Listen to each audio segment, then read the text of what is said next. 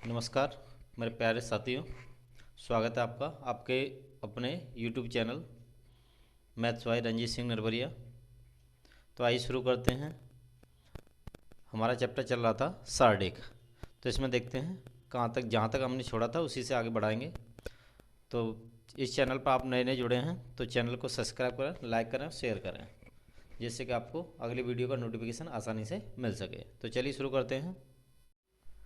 तो हमने पिछली वीडियो में देखा था कि सारणी के जो गुण धर्म होते हैं उनमें पहला नियम, एक नियम हमने सीखा था कि यदि किसी सारणी की पंक्ति और स्तंभों को परस्पर बदल दिया जाए तो सारणी के मान में कोई परिवर्तन नहीं होता है।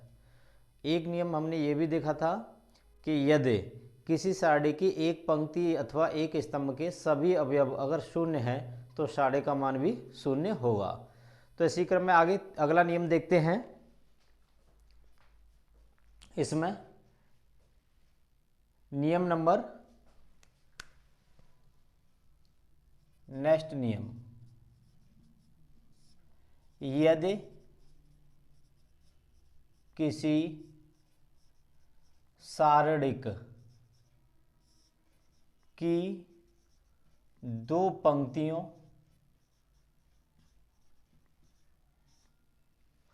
अथवा दो स्तंभों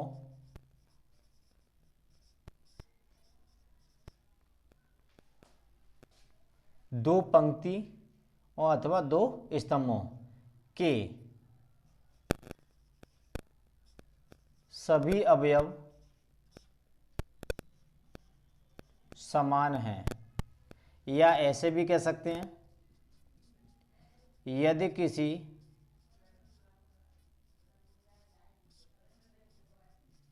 सारणिक की दो पंक्ति अथवा दो स्तंभ समान हैं तो सारणी का मान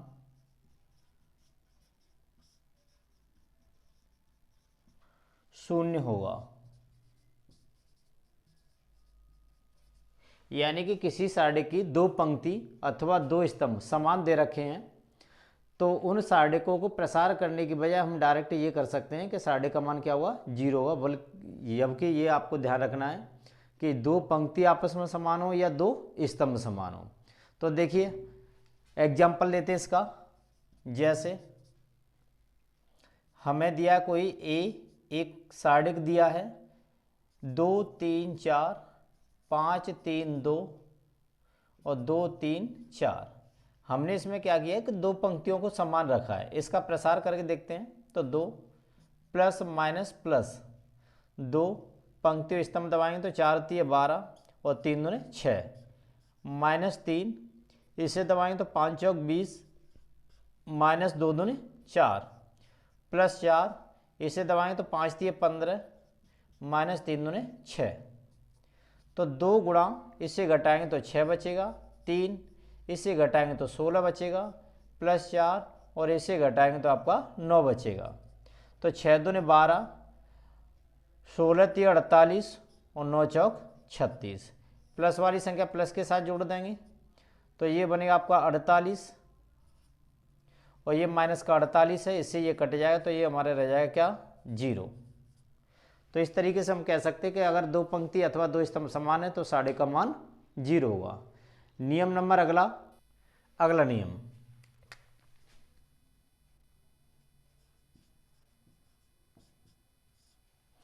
कि यदि किसी सारणिक की दो पंक्तियों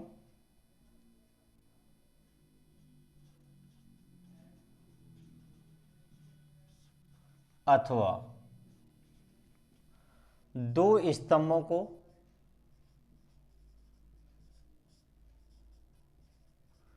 परस्पर बदल दें तो सारणिक का मान वही रहता है किंतु चिन्ह बदल जाता है। यानी दो पंक्तियों को आपस में बदल दें या दो स्तंभों को आपस में बदल दें तो साढ़े का मान तो वही आएगा, पर चिन्ह बदल के आएगा। यानी प्लस का आ रहा होगा पहले तो माइनस का हो जाएगा, अगर माइनस आ रहा हुआ तो प्लस का हो जाएगा। जैसे एग्जांपल देखते हैं, a इक्वल टू हमने ये लिया साढ़े 2 3 4 5 3 6 और 3 6 8। इसका प्रसार करते हैं तो प्रसार करेंगे प्लस माइनस प्लस 2, 8 3 24 और 6 6 36, -3, 8 5 40 और 6 3 18, +4, 6 5 30 और 3 3 का 9। तो यहाँ से लेंगे तो ये बनेगा हमारे पास 2 गुणा घटाते हैं तो ये बनेगा 2, 6 में से 4 गया 2, 3 में से 2 गया 1, माइनस का -3। इसे घटाएंगे तो ये बनेगा आपका 10 में से 8 गया 2 और 3 में से गया 2, +4 और इसे घटाएंगे तो ये हमारे पास बनेगा 9 घटाएंगे तो 21, 12 दूनी 24 माइनस का 66 और 21 दूनी 21 चौका 84, माइनस माइनस का जोड़ देंगे तो 6 4 10, 6 2 8 और 1 9, माइनस का रहेगा प्लस का 84। जब आप इसको माइनस करेंगे तो 10 में से 4 जाएगा 6 किसका रहेगा माइनस का। ये तो हमने निकाला क्या सिंपल। अब तो चलिए अब इसकी हम दो पंक्तियों को परस्पर बदलते हैं, बदल लेंगे तो R1 और R2 को आपस में बदलेंगे तो ये आपका साढ़े तैयार होगा 5 3 6 2 3 4 और 3 6 8, ये बन गया। अब इसका प्रसार करते हैं तो 5 8 3 24 -6 चौक 24, -3 क्योंकि प्लस माइनस प्लस लेंगे, इसे दबाएंगे तो 8 दूनी 16 और 4 3 12, +6 लेंगे तो 6 दूनी 12 और 3 3 का 9। तो ये तो कट गया तो 0 हो जाएगा, -3 इससे घटाएंगे तो ये बनेगा 4 और +6 और इससे घटाएंगे तो ये बनेगा हमारे पास 3। तो 4 3 12 माइनस का और 6 3 18 और 18 में से 12 जाएगा तो प्लस का बचेगा आपका 6। तो देखिए हमारे पास पहले उत्तर आ रहा था माइनस का, अब उत्तर आ रहा है प्लस का। यानी कि कहने का मतलब ये कि जब दो पंक्ति अथवा दो स्तंभ बदले जा रहे हैं तो साढ़े का मान वही रहता है लेकिन उसका चिन्ह बदल जाता है। तो चलिए अगला क्वेश्चन क्या नियम देखते हैं। अगला नियम है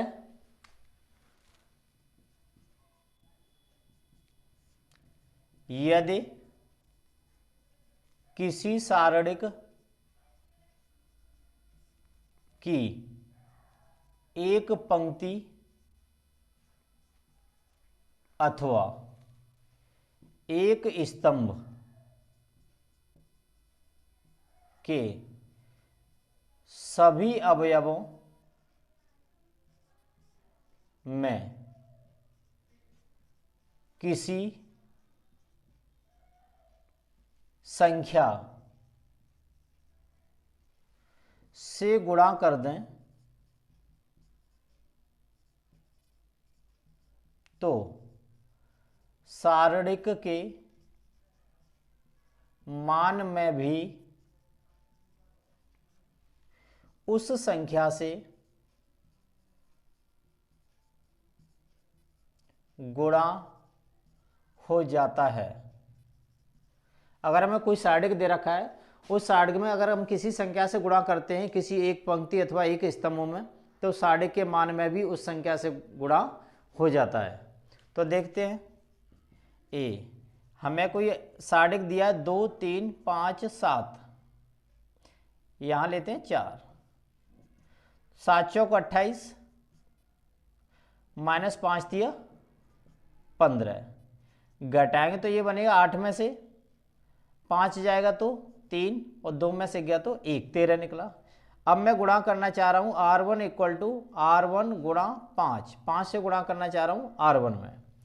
तो साढ़े जो हमारे पास तैयार हुआ तो ये हुआ 5 चौक 20 और 5 तिया 15 और 5 और 7। अब इसका प्रसार करके देखते हैं। तो 7 दूनी 14 140 और 15 सत्ते 105। इसे 15 पंजे 75, 15 पंजे 75। तो यहाँ से बनेगा 10 में से 5 जाएगा तो 5, यहाँ बचा हमारे पास कितना, यहाँ बचेगा हमारे पास 13, 13 में से 7 जाएगा तो 6 बचेगा। तो यहाँ हमारे पास हमने देखा कि ये 5 गुना है किसका, 13 का, जो कि कितना था, ऊपर था।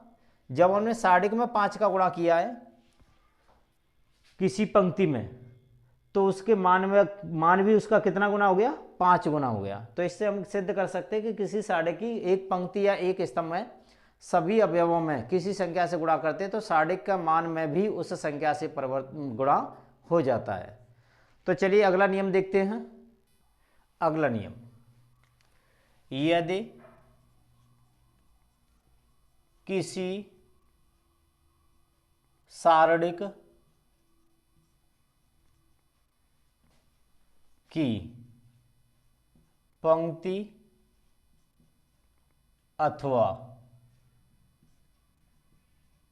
स्तंभों में दूसरी पंक्ति अथवा स्तंभ के संगत अवयवों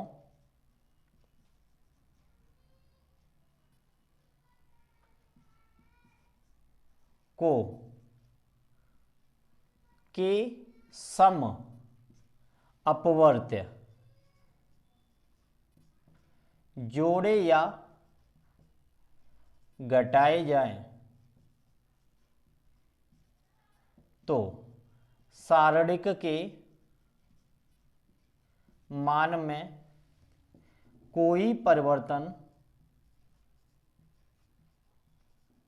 नहीं होता है।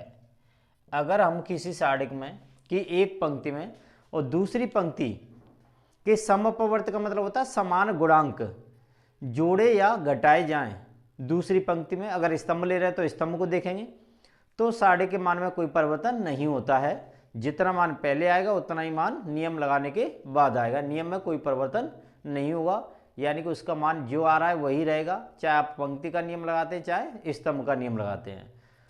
तो चलिए ये तो थे साढ़े के कुछ नियमों के गुणधर्मों की बात। अब इनसे संबंधित क्वेश्चनों को लेते हैं। तो क्वेश्चन लिया हमने कि बिना प्रसार किए, प्रसार नहीं करना हमें साढ़े का, और गुणधर्मों का प्रयोग करके सिद्ध करो। गुणधर्मों का प्रयोग करना है और हमें सिद्ध करना है कि इस साढ़े का मान क्या होगा, 0 होगा।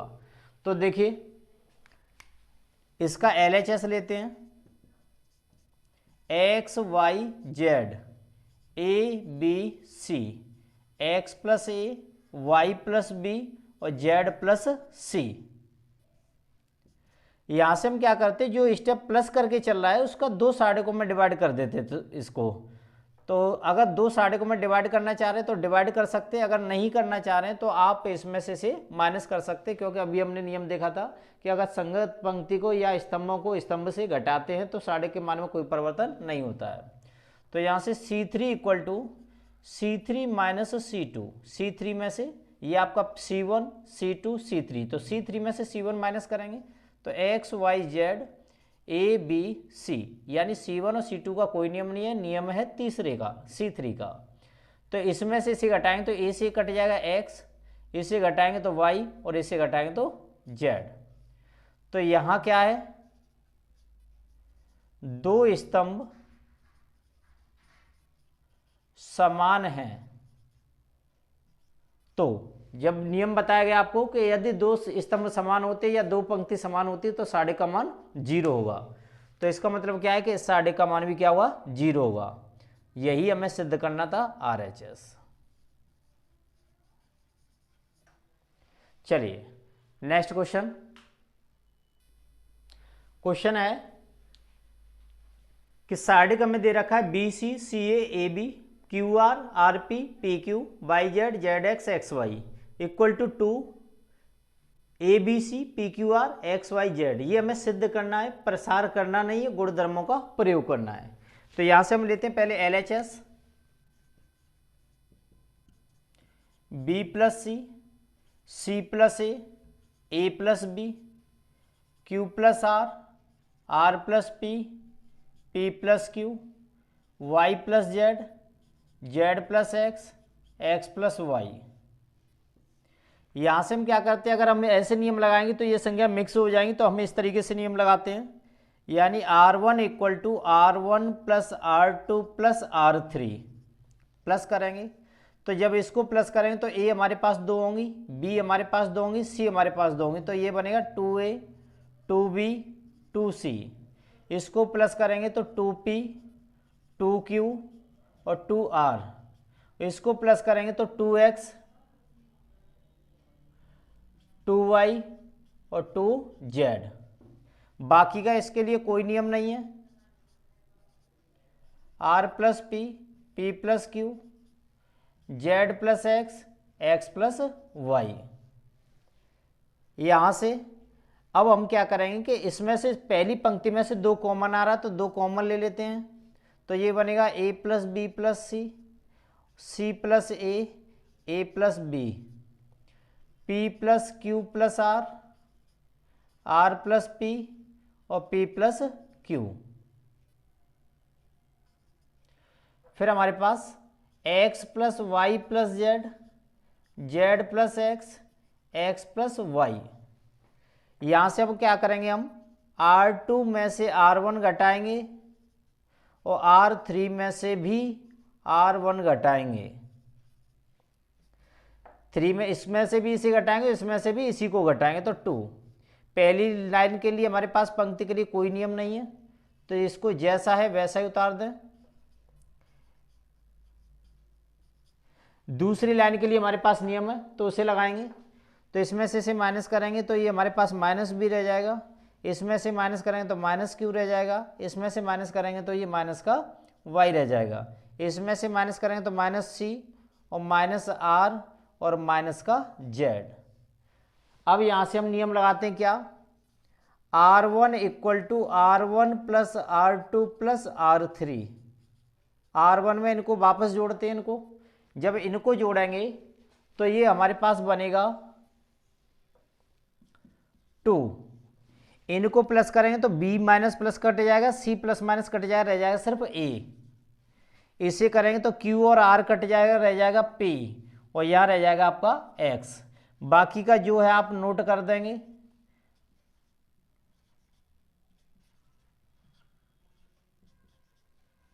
बाकी ये जैसा था उसी तरीके से नोट कर दिया यहां से। अब इसमें से क्या करेंगे, हम कॉमन लेंगे 2, R2 में से भी माइनस कॉमन लेंगे और R3 में से भी माइनस कॉमन लेंगे, तो यहाँ रह जाएगा A B C P Q R और X Y Z। इनका जब मल्टीप्लाई करेंगे तो प्लस ही हो जाएगा, तो यहाँ A B C P Q R और X Y Z जो कि किसके बराबर है, RHS के बराबर है। यही हमें सिद्ध करना था। इस तरीके से आप सिद्ध कर सकते हैं। परीक्षा की दृष्टि से ये बहुत मोस्ट इंपोर्टेंट क्वेश्चन है, इसको विशेषकर 2-3 बार प्रैक्टिस कर लें। ज़्यादातर क्वेश्चन यह परीक्षा में आता रहता है, तो ध्यान रखिएगा इसका। तो इस तरीके से आप बिना प्रसार किए वाले क्वेश्चन को आसानी से कर सकते हैं। इसी तरीके से गुणधर्म आपको लिखा दिए गए हैं, इनका प्रयोग करके आप क्वेश्चनों को सॉल्व कर सकते हैं। तो चलिए आज के लिए इतना ही काफ़ी, मिलेंगे नेक्स्ट वीडियो में। अगर आप चैनल पर नए जुड़े हैं तो सब्सक्राइब करें, लाइक कर लें। तब तक के लिए धन्यवाद।